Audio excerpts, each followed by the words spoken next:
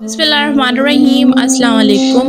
कुर्बानी के गोश्त को कितने दिन तक फ्रीज किया जा सकता है? इस्लामी बात में कुर्बानी को एक खास मुकाम हासिल है। हर साल ईद उल अज़हा के मौके पर मुसलमान अल्लाह के हुक्म के मुताबिक जानवर कुर्बान करते हैं। कुर्बानी के बाद सबसे अहम मसला कुर्बानी के गोश्त की तकसीम और इसका मुनासिब तरीके से ज़रख़ीज़ करना होता है, ताकि वो तवील अरसे तक ख़राब ना हो और इंसानी सेहत के लिए मुज़र न बने। इसमें हम जानेंगे कि गोश्त कैसे फ्रीज़ करना है, गोश्त कब तक महफूज रख सकते हैं, बल्कि इसके मुख्तलिफ तरीके, इस्लामी रहनुमाई, जदीद साइंसी तहकीक और अवामी सतह पर अपनाए जाने वाले रवायती तरीक़ों का भी जायज़ा लिया जा सकता है। कुर्बानी के गोश्त की तकसीम का हुक्म क्या मिला है हमें कि कुर्बानी के गोश्त को जोनसा है, इस्लाम में कुर्बानी के गोश्त को 3 हिस्सों में तकसीम करने का मशवरा दिया गया है। एक हिस्सा अपने लिए, एक हिस्सा रिश्तेदारों व हबाब के लिए और एक हिस्सा गरीब व मुस्तहिक अफराद के लिए। अल्लाह ताला सूरत अल हज आयत 36 में इरशाद फरमाता है, फिर इन कुर्बानी के जानवरों को खाओ और मोहताजों को खिलाओ जो कन्नात करने वाले हो और मांगने वाले हो। इस्लामी फ़क़्ह के मुताबिक कुर्बानी का गोश्त ज़रख़ीज़ करना जायज़ है। बाज़ हदीसात से मालूम होता है कि नबी करीम सल्लल्लाहु अलैहि वसल्लम ने शुरू में ज़रख़ीज़ करने से मना फरमाया था, लेकिन बाद में इसकी इजाज़त दी गई थी। नबी करीम सल्लल्लाहु अलैहि वसल्लम ने फरमाया, मैंने तुम्हें कुर्बानी का गोश्त 3 दिन से ज़्यादा रखने से मना किया था, तुम्हारे आस-पास मुहताज फ़ायदा उठा सके, लेकिन अब खाओ, जमा करो और सदका करो। शराइत ने ज़रख़ीज़ करने की कोई मुअय्यन मुद्दत नहीं बताई। इसकी हद का तयन हालात, मौसम और ज़रख़ीज़ करने की सहूलत पर छोड़ दिया गया है। अगर गोश्त के महफूज तरीके से रखा जाए तो इसे महीनों तक इस्तेमाल किया जा सकता है। गोश्त एक हसास ग़िज़ाई मवाद है। अगर इसे मुनासिब दर्जात हरारत, नमी और आवाज़ से महफूज ना रखा जाए तो इसमें जरासीम, बैक्टीरिया, फंगस तेज़ी से पैदा हो सकते हैं।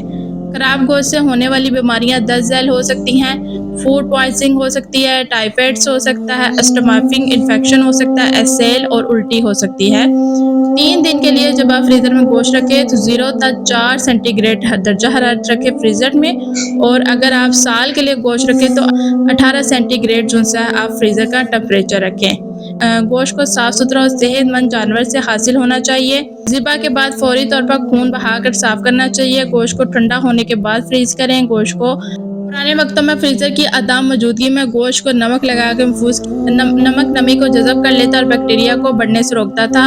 बाज़ इलाकों में गोश्त को धूप में खुश्क करके महफूज किया जाता है। इस तरीके को सुखा गोश्त या खुश्क गोश्त कहा जाता था। ये कई महीनों तक महफूज रहता था, लेकिन इसका जायका बदल जाता था। बाज़ घरानों में गोश्त को मसाला लगाकर अचार की सूरत में महफूज किया जाता था। इससे गोश्त ख़राब नहीं होता, जायका भी ख़राब नहीं होता, बल्कि जायकेदार बन जाता है।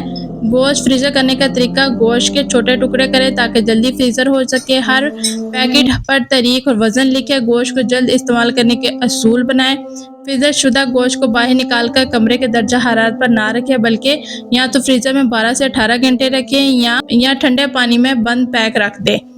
फ्रीज़र का दर्जा हरारत कम से कम 18 डिग्री सेंटीग्रेड हो। अगर बिजली की लोड शेडिंग या दीगर मसाइल हों तो गोश्त के ख़राब होने का खतरा बढ़ सकता है।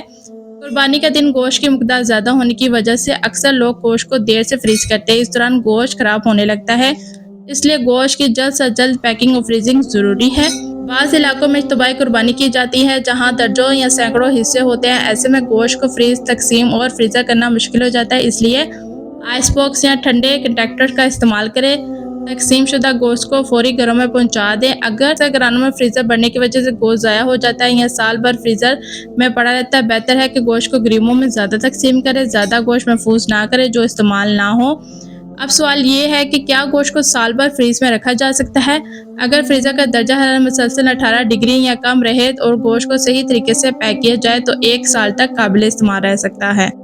सवाल नंबर 2, फ्रीज़र बहरान क्या है? जब गोश्त के अंदर कई नमी जम हो जाए और ऊपर बर्फ़ की तह बन जाए तो गोश्त का जायका ख़राब हो जाता है, इसे फ्रीज़र बहरान कहते हैं। नंबर 3, गोश्त की खुशबू या रंग बदल जाए तो क्या खाना महफूज है? अगर गोश्त से बदबू आए या रंग बदल जाए या काला हो जाए, इसे इस्तेमाल ना करें, यह ख़राब हो चुका है। कुर्बानी का गोश्त एक अजीम नेमत है, इसका एहतराम, सही इस्तेमाल और हफाजत हमारी शरई और इखलाकी फ़राइज़ है। गोश्त को ज़रख़ीज़ करने में जहाँ हमें इस्लामी उसूलों की पाबंदी करनी है, वैसे साइंसी उसूलों को अपनाना भी ज़रूरी है। تاکہ قیمتی نعمتیں ضائع نہ ہو اور صحت پر مفنی اثرات مرتب نہ کر سکے۔ ہمیں چاہیے کہ گوشت کو جلد فریز کریں، غریبوں کو زیادہ دیں، خود بھی ترتیب سے استعمال کریں، اس نعمت کا شکر ادا کریں۔